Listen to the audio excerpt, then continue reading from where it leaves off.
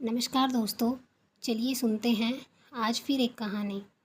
यह कहानी है एक सूरज नाम के व्यक्ति की, जो भगवान में बड़ी श्रद्धा रखता था। सूरज बहुत ज़्यादा पूजा पाठ भी करता था और हमेशा उनका नाम लेता रहता। उसको बड़ा विश्वास था, हर काम भगवान के नाम से करता। लेकिन वो शिकायतें भी भगवान से बहुत करता था। जब भी कोई परेशानी होती तो वो शिकायत लेकर बैठ जाता। उसके घर में कभी कोई बीमार होता, कभी कोई बीमार होता।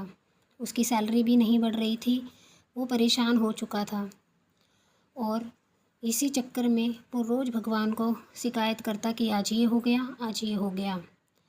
इन सभी दुख परेशानियों से परेशान होकर उसने एक शाम पूजा भी नहीं की और दुखी मन से सो गया।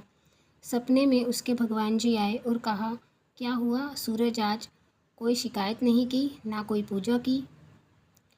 तो वो दुखी मन से ही स्वप्न में ही सूरज ने कहा, आप आज मुझसे मिलने आ ही गए। बताइए ना, मुझे इतनी पूजा पाठ करता हूँ, आप पर इतना विश्वास करता हूँ, किसी का बुरा नहीं करता। मेरे परिवार में भी सारा कुछ बुरा ही बुरा क्यों हो रहा है? कभी कोई परेशानी आ जाती है, कभी कोई परेशानी आ जाती है। मुझे इन दुखों परेशानियों का समाधान बताइए प्रभु।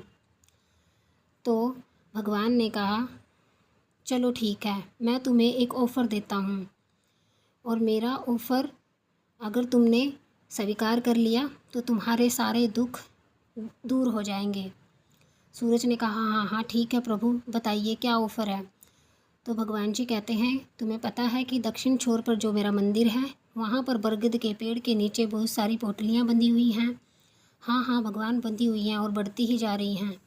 हाँ सूरज, तुमने बिल्कुल ठीक कहा। तुम ऐसा करो, कल वहाँ पर जाना और वहाँ पर आप तुम्हारी जितनी भी दुख परेशानियाँ कष्ट हैं सारे के सारे उसमें लिख कर वहाँ पर बांध आना। लेकिन एक शर्त है, तुम्हें वहाँ से एक पोटली खोल कर लानी पड़ेगी। तो वो कहता है, ठीक है प्रभु, ऐसा ही करूँगा। अगले दिन सुबह वो जागता है तो वह अपनी सारी दुख परेशानियों को एक कागज़ के ऊपर लिख लेता है और एक पोटली में बांधकर वहाँ चला जाता है। वहाँ पर लोग पहले से ही अपनी परेशानियों को लिखकर, वहाँ पर प्रथा है, वहाँ पर लिख कर उन परेशानियों को बांध देते हैं कि भगवान इनका निवारण करेंगे। तो उसने भी वो सारी की सारी परेशानियाँ लिखी और वो भी बांधने चला गया, क्योंकि भगवान ने स्वप्न में उसे ऐसा करने के लिए कहा था। और जब वो वहाँ बांधने के लिए गया तो उसने देखा कि वहाँ पर तो कोई छोटी पोटली है, कोई बड़ी पोटली है। उसने पहले तो अपनी पोटली बांधी और फिर सोचा कि भगवान ने कहा था इनमें से एक पोटली लेकर जानी है खोल कर। तो उसने सोचा, कौन सी पोटली लूँ? ऐसा करता हूँ, सबसे छोटे वाली पोटली ले लेता हूँ। अब उसने जैसे ही छोटे वाली पोटली खोलनी चाहिए तो वो सोचने लगा, कहीं इसमें कोई गंभीर बीमारी तो नहीं लिखी हो, तो वो मुझे आ जाएगी। तो उसने दूसरी पोटली खोलने की कोशिश की, इसमें किसी की मृत्यु तो नहीं लिखी हो, कहीं मेरे परिवार का कोई चला जाए। फिर उसने तीसरी पोटली को देखा, उसमें भी कुछ ऐसा ही विचार आया उसको कि कहीं इसमें भी कुछ ऐसा बुरा तो नहीं हो कि मेरी नौकरी पूरी तरह से चली जाए, मुझे और ज़्यादा दुख कष्ट झेलने पड़े। क्योंकि यहाँ पर जितनी भी पोटली टंगी हैं, इन सभी में किसी न किसी का दुख परेशानी और कष्ट ही लिखा हुआ है।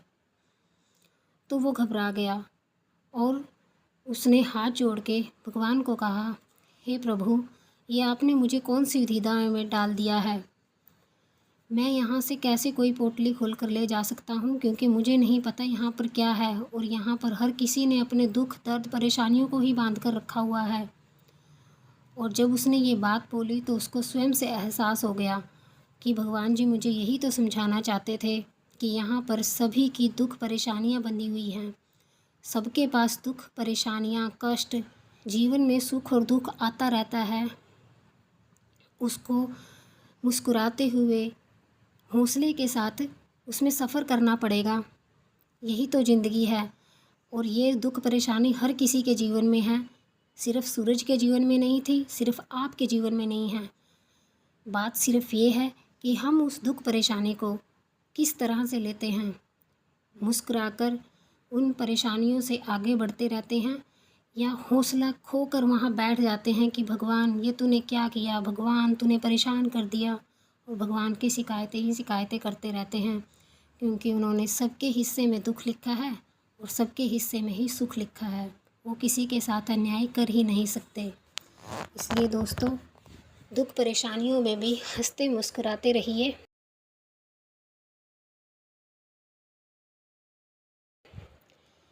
हर एक काली रात के बाद सुखमय सवेरा आता ही है।